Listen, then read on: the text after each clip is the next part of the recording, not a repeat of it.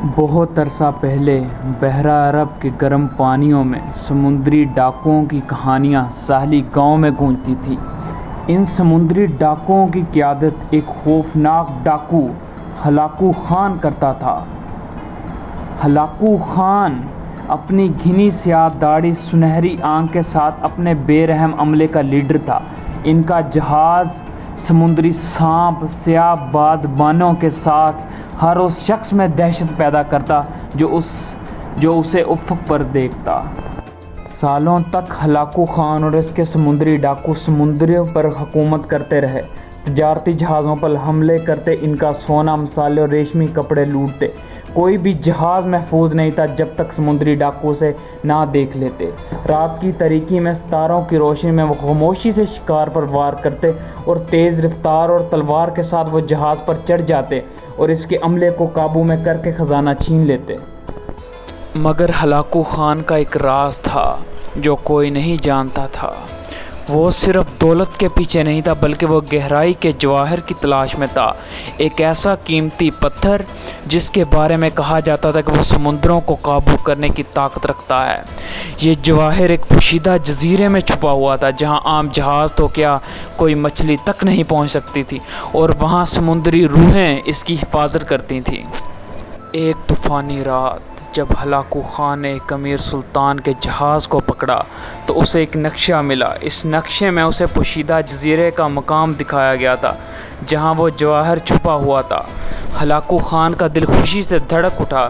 یہ وہ لمحہ تھا جس کا وہ ہمیشہ سے بلکہ برسوں اور سالوں سے انتظار کر رہا تھا۔ مگر یہ سفر آسان نہ تھا۔ سمندر بے رحم تھا اور جزیرے کے گرد سمندری بلا اور بدروحوں کی کہانیاں گردش کرتی تھیں۔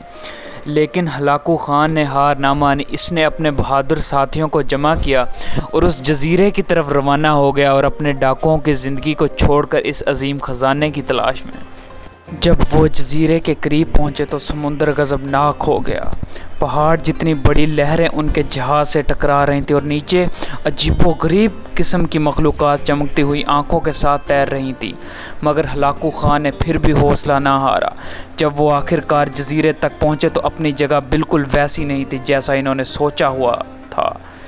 ہوا میں دھند تھی اور ہر طرف خاموشی چھائی ہوئی تھی، اور ہلاکو خان کے ڈاکو پریشانی میں مبتلا ہو گئے۔ جزیرے کے اندر ایک پوشیدہ غار میں انہوں نے ایک جواہر پایا جو ایک غیر معمولی روشنی میں چمک رہا تھا، جیسے وہ ہلاکو خان کو بلا رہا ہو۔ جیسے ہی ہلاکو خان نے اسے چھوا، غار لرزنے لگا۔ سمندر کی روحیں جو خزانے کی حفاظت کر رہی تھیں غصے سے اٹھ کھڑی ہوئیں۔ ہلاکو خان کا عملہ خوف سے بھاگ گیا، مگر ہلاکو خان مضبوطی سے کھڑا رہا اور جواہر کو پکڑ لیا۔ ایک زوردار چیخ کے ساتھ اس نے جواہر کی طاقت استعمال کرتے ہوئے سمندری روحوں کو حکم دیا کہ وہ سمندر کو پرسکون کریں۔ روحیں ہلاکو خان کی بہادری سے متاثر ہو کر اسے جزیرے سے واپس جانے کی اجازت دے دیں، مگر ایک شرط پر، وہ کبھی اس جواہر کی طاقت کو برے مقصد کے لیے استعمال نہیں کرے گا۔ ہلاکو خان نے حامی بھر لی اور سمندر کی طرف واپس روانہ ہو گیا۔